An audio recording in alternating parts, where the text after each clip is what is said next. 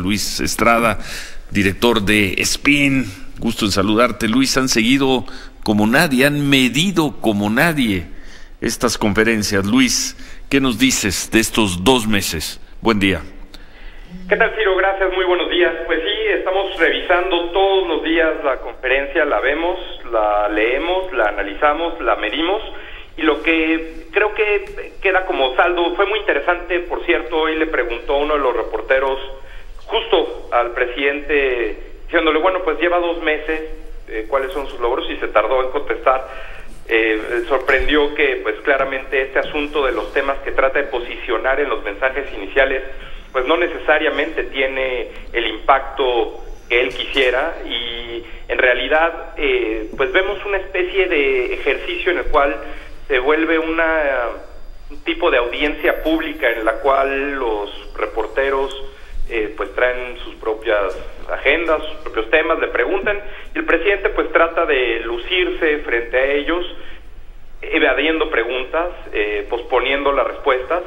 Claramente vemos una ausencia en las respuestas de datos, de cuestiones concretas, porque bueno, pues es muy complicado dar una conferencia todos los días en las cuales estés preparado para todos los temas con todas las cifras a mano. Es relativamente complicado, y es por ello que el presidente empieza a caer en lugares comunes que de por sí ya los habíamos visto pues en campaña, no solo en 2018, sino hace muchos años. Por ejemplo, bueno, pues cuando le dicen esta cuestión, por ejemplo, de la economía, y que él ha dicho que en los días pasados el peso se ha fortalecido, simplemente diciéndolo así, lo que ha reaccionado respecto a las calificación de que le dieron a Pemex hace unos días, él no entra en los datos y trata de establecer relaciones causales muy sencillas o muy simples, sin ningún dato que lo sustente, y pues claramente ahora que sucedió que el peso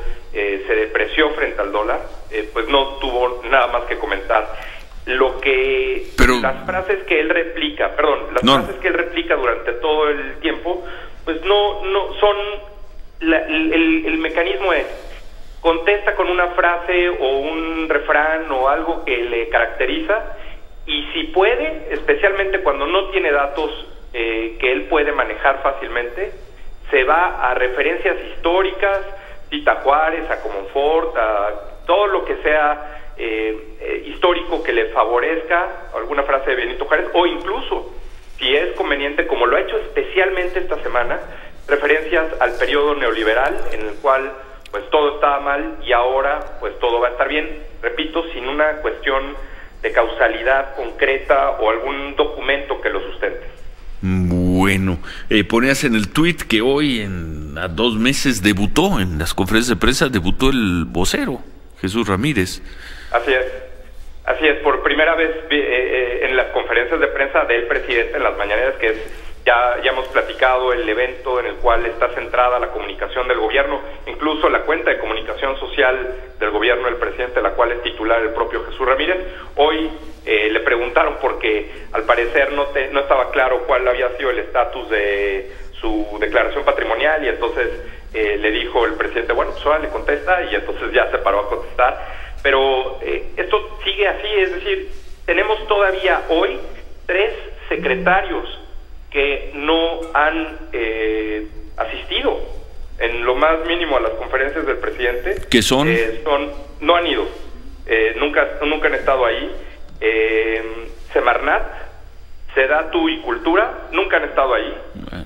Supongo que pues así es como el presidente distribuye las prioridades de su gobierno, y 3 secretarios han ido varias veces, pero nunca han tomado la palabra. Por ejemplo, Función Pública ha estado 5 veces, y estrictamente, aunque haya estado ayer después de la conferencia, pero durante la conferencia ha estado 5 veces Función Pública y no ha tomado la palabra.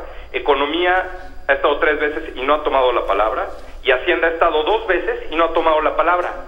Y eso es importante porque el presidente, nosotros detectamos que por lo menos se han presentado 6 crisis durante todos los 2 meses, los 62 días que llevan. ¿Cuáles 6 crisis? Gobernando. La primera es el asunto de los bonos del aeropuerto de la Ciudad de México. 2. La segunda, por supuesto, el desabasto de gasolina. la explosión en Tlahuelilpan. 4, la posición de México con Venezuela. 5, las huelgas en Tamaulipas, que todavía está ahí. Sí. Y 6, el paro de la gente en Michoacán, que todavía está ahí. ¿Y no agregas ahí el accidente de donde perdió la vida Rafael Moreno Valle y Marta Erika? Por supuesto, 7 crisis. Sí. Y en las cuales el presidente, en todo manejo de crisis, repito, cuando las conferencias de prensa debieran ser la herramienta ideal para controlar la información y mostrar el control de la situación, de lo que se está haciendo, lo que se sabe y todo, hay 2 factores que son recurrentes en estos 6 periodos, que es por ello que el presidente lo sigue de alguna forma arrastrando y le ha impedido posicionar sus propios temas. Son, primero, que no muestra empatía con las víctimas. Para el presidente, estas 7 crisis o estos 7 problemas que se han presentado, muchos de ellos para el presidente y su gobierno no son crisis, los ha minimizado y no genera no detecta quiénes son realmente las víctimas del tema. El presidente no ha ido, por ejemplo, nunca a uno de los hospitales donde están las personas afectadas por la explosión en Tlahuelilpan. No fue a el funeral de Marta Erika Alonso, sí. y de la gobernadora electa. En fin. No, de la gobernadora en funciones. Ya. Bueno, sí. La gobernadora en funciones. Creo que el presidente, en ese sentido, tratando de minimizar o negar las crisis y no mostrando empatía alguna con ninguno de los afectados en estos 7 temas, me parece que es la razón principal por la cual sigue cargando el tema y por lo tanto no puede posicionar los mensajes que da al inicio. Pues no los podrá posicionar, pero todo mundo está metido en sus conferencias de prensa y al presidente le va de maravilla en las encuestas de popularidad, Luis. Bueno, vamos viendo eso de las encuestas también, Ciro, porque lo que se publicó tanto después del desabasto y todo, tiene, me parece, también algunas cosas que analizar. Por supuesto, no contamos con los números, no son públicos y eso es un poco el problema para poder ir más a fondo. Pero lo que muestra, por ejemplo, la encuesta de Consulta Mitofsky es que todo está dividido y hay diferencias estadísticamente significativas por si votaste por López Obrador o no votaste por López Obrador. Y estas diferencias tienen relación, por ejemplo, con si te ha afectado el abasto o no. ¿Cómo puede afectarte si no votaste por él y no afectarte si votaste por él? Es decir, estas cuestiones, si explica bien el gobierno, si tiene credibilidad la estrategia, si se apoya el combate o se regulariza el abasto, todo esto pasa por una cuestión partidista que pues claramente está reforzada. Eso está dividido hasta en temas si te afecta o no el desabasto. Creo que hay mucho más que analizar en las encuestas para poder entender y para poder hacer un diagnóstico completo sobre el efecto de la opinión pública de las conferencias del presidente. Gracias, Luis.